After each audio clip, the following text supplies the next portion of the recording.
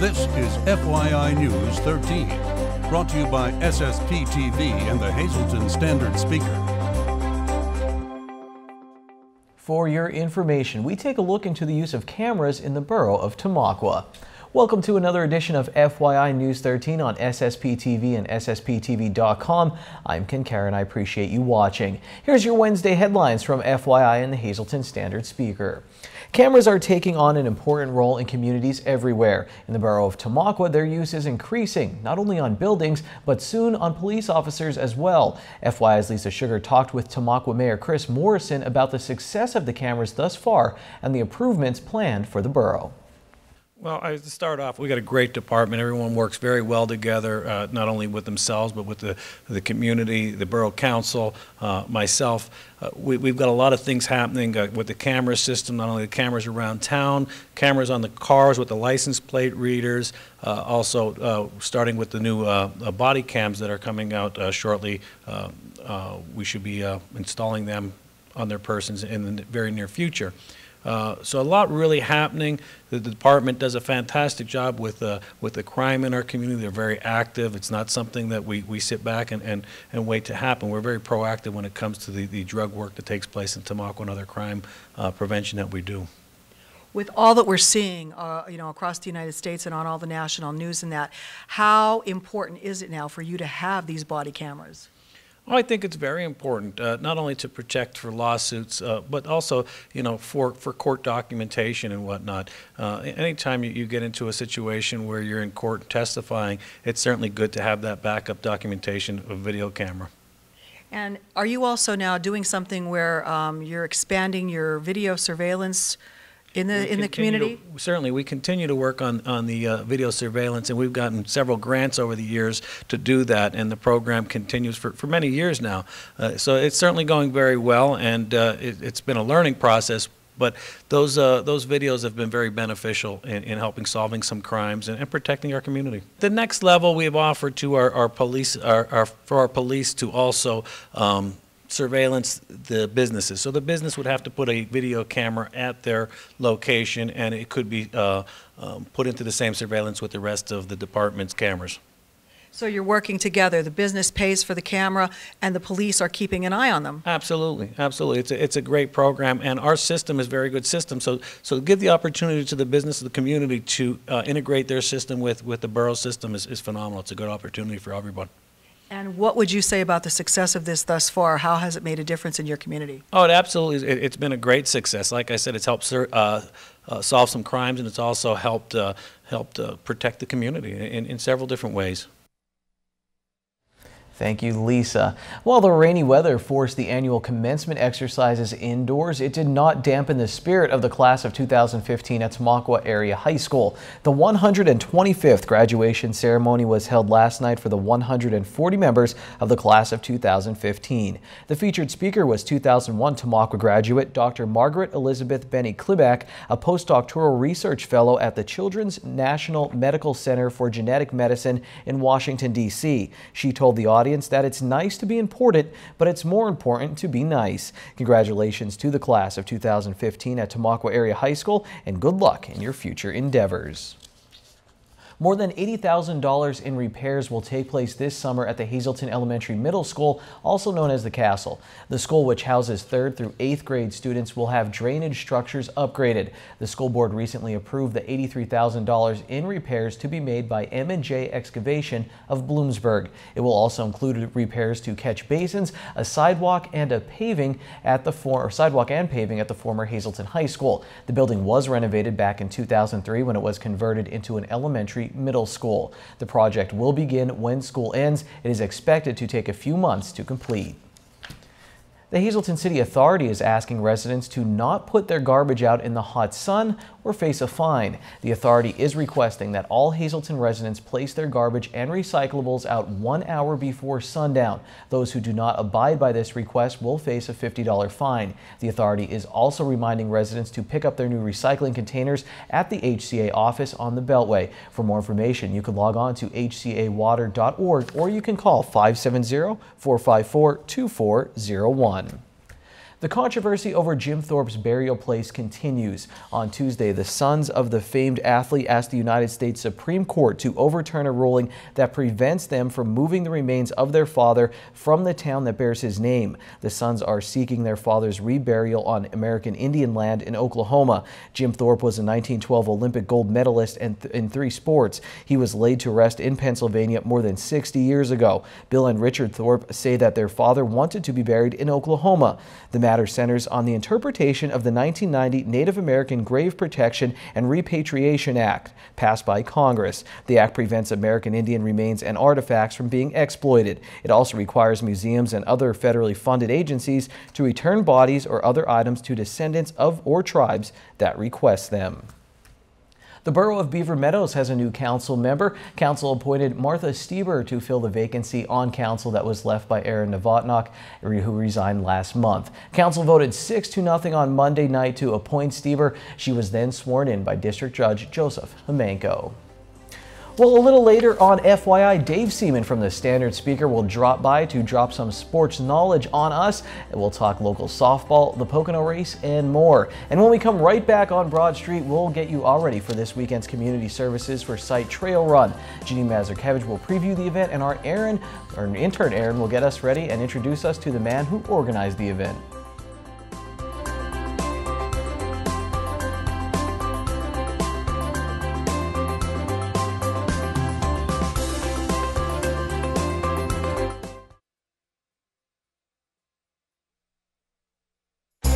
This is FYI News 13, brought to you by SSPTV and the Hazleton Standard Speaker. We are outdoors today in the beautiful area of Rails to Trails right outside of Hazleton, and we're talking about healthy lifestyle, trying some running, some jogging, some walking. We have Frank Romero with us, and we're back here with Rob Gold, so we'll get to Rob in a second. But first, let's talk to Frank and tell us what your involvement is with Rob.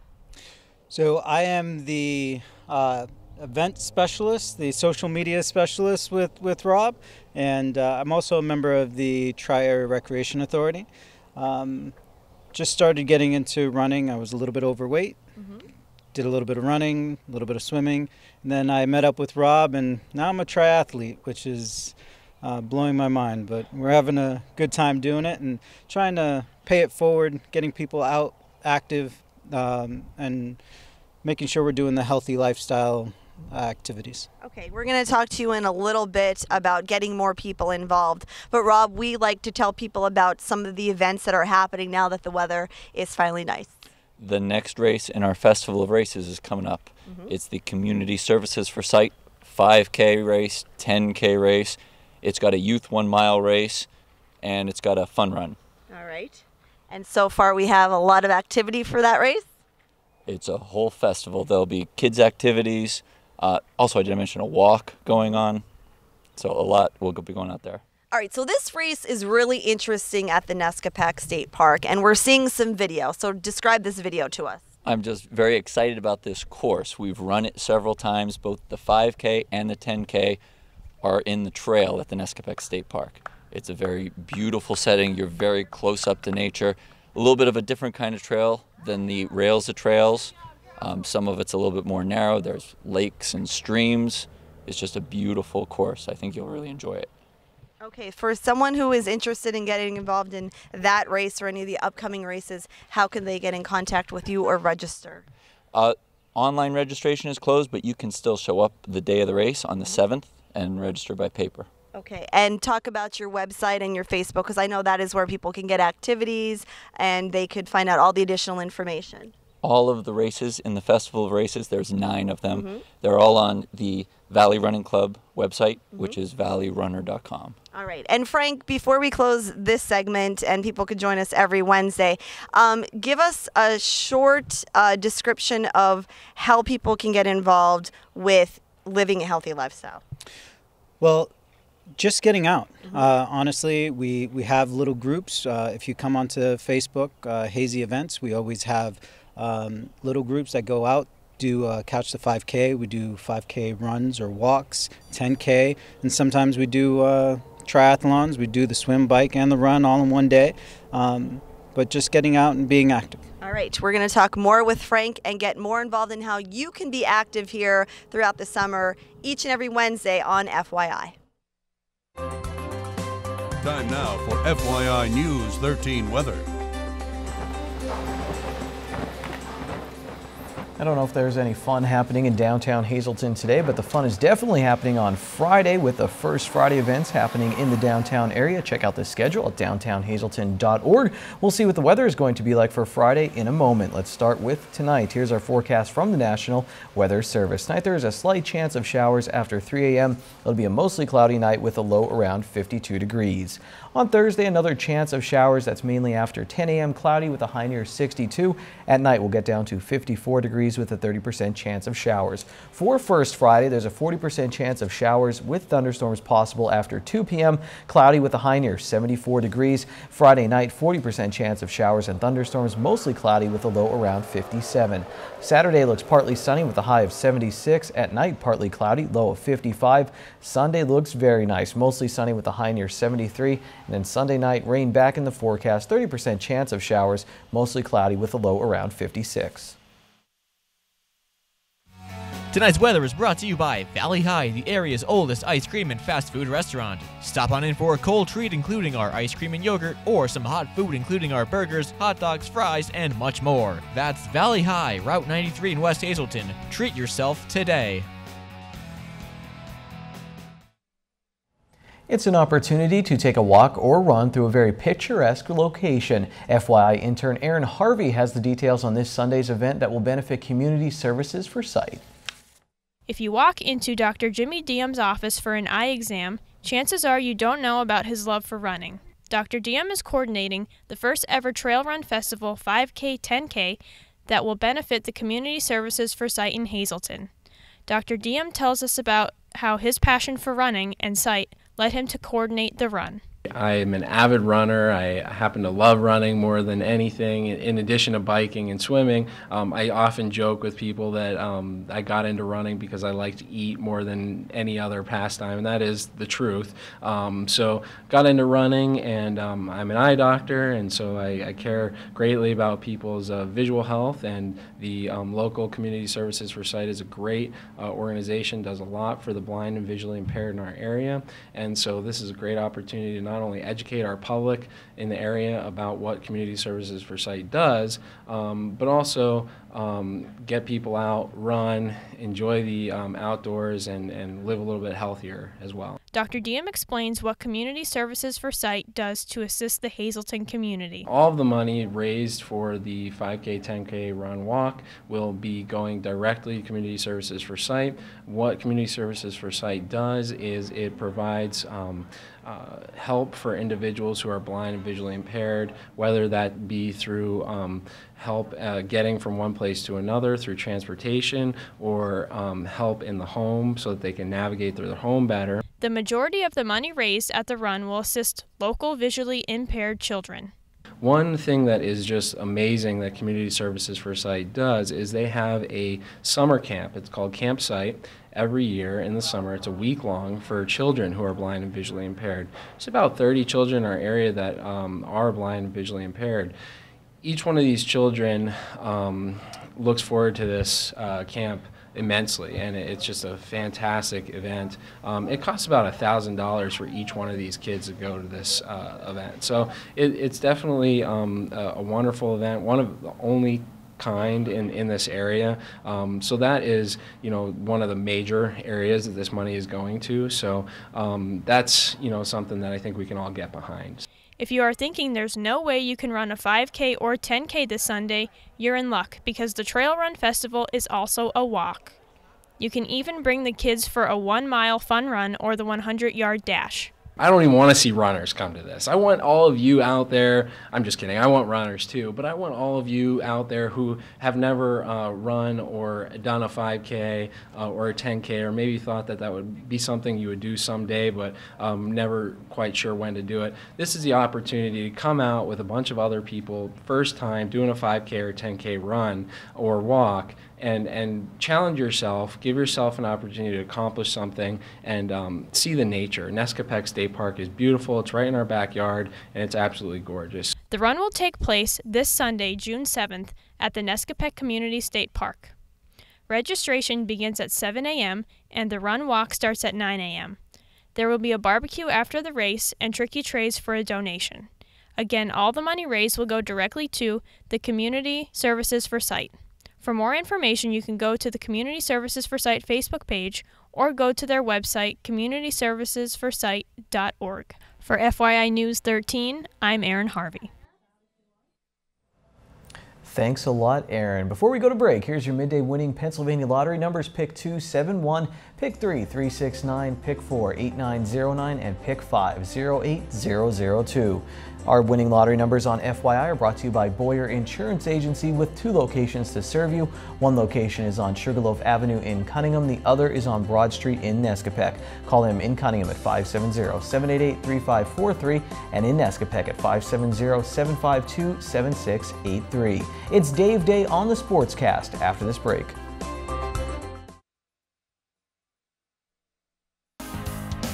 This is FYI News 13 Sports. Here's your syllabus for Dave Day. We're going to talk about Hazleton area softball, then we'll get into Penn State football, and we'll wrap things up talking about the race at Pocono this weekend. Dave Seaman, the sports editor from the Standard Speaker, thanks again for being with us. And Dave, let's start with the Hazleton area softball team. 2 days they have been postponed with this game. They have to be itching to go against a team I guess they're familiar with, played 2 years ago in the first round of the state playoffs. Eric Schultz had a little preview article in. Think the rain delays helps, hurts, doesn't really matter? Well, add to the 7 days that they've been off before that. I really don't think so. Rest is always a good thing, and you have a little bit of nervous energy. You want to get back on the field. These girls have been through it before where they know after a district tournament you do have a little bit of a layoff, the 2 extra days. Last time I remember a team had 2 extra days, though, was back in maybe 2000 when the Hazleton area softball team ended up going to the Eastern Final. So they won their first 2 games, so maybe a little bit of omen there that this can happen again. And their coach, Adrian Rubarczyk, was a member of that team going to the Eastern Finals. All right, Penn State football now. Recently on the Coach's Caravan stop in Wilkes-Barre, Coach James Franklin was asked, is it nice not having a major powerhouse located near you when it comes to recruiting like Alabama and Auburn and maybe some other schools? And he said absolutely. It was a factor when he took the job, Dave. And then he said, listen, we have to make sure we lock down this region. He mentioned it last year too. Dominate the state was his slogan. They've done a pretty good job. I think they have the #1 recruit from Pennsylvania coming into the next class. And then he had this to say. The other thing to me is the world has shrunk. Kids are more willing to fly and go places. Technology has allowed people to get to know different parts of the country, different schools that they never were aware of 20 years ago.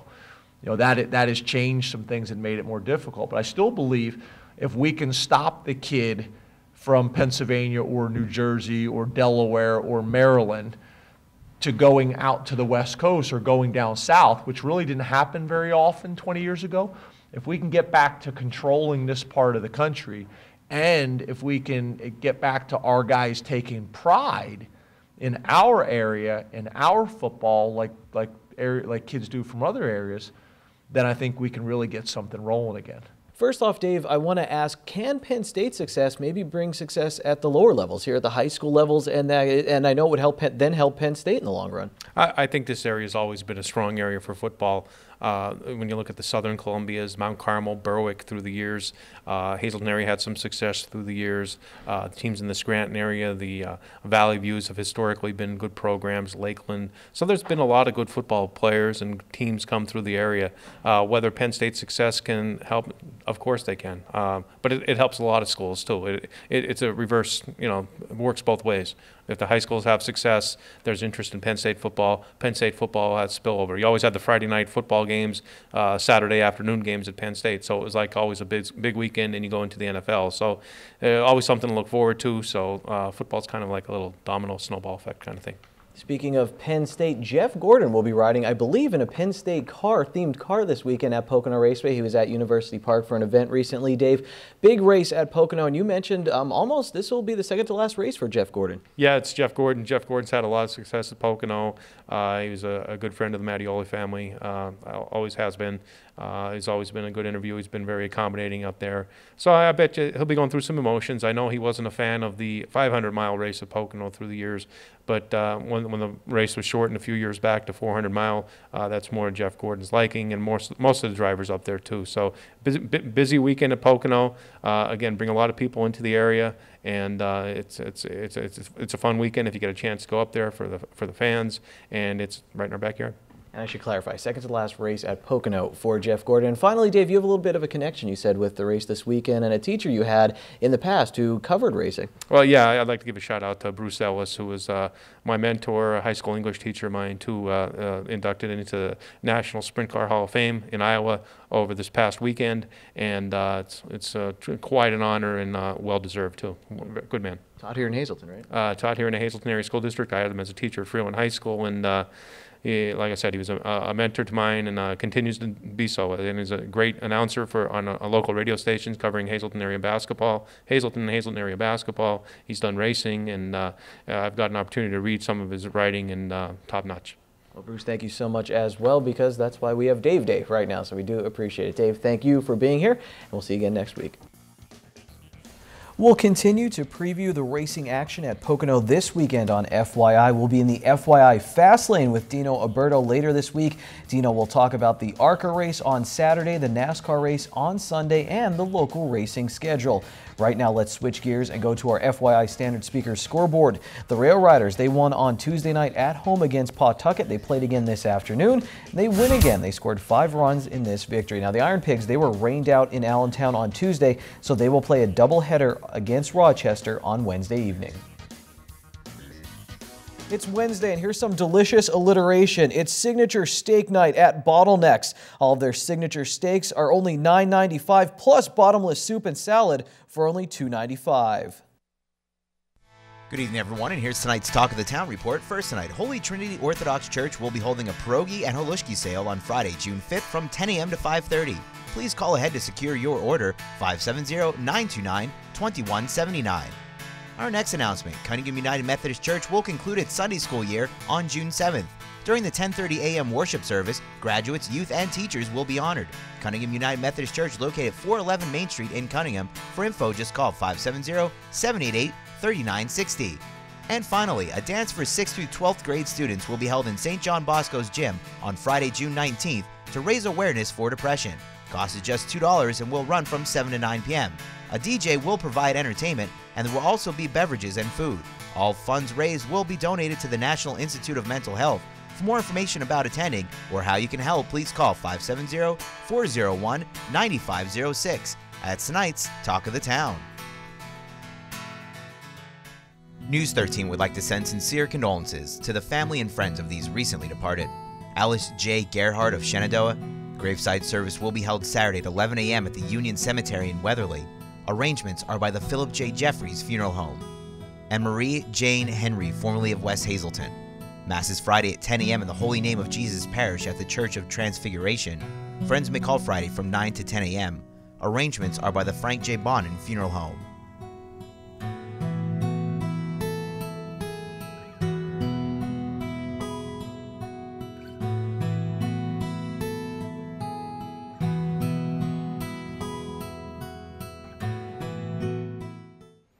I just found out on Facebook it's National Running Day, so get out and run, or just go to SSPTV.com and rewatch our segments on Community Services for Sites Trail Run and also Festival. That's it for tonight. We'll see you tomorrow. Take it easy, everyone.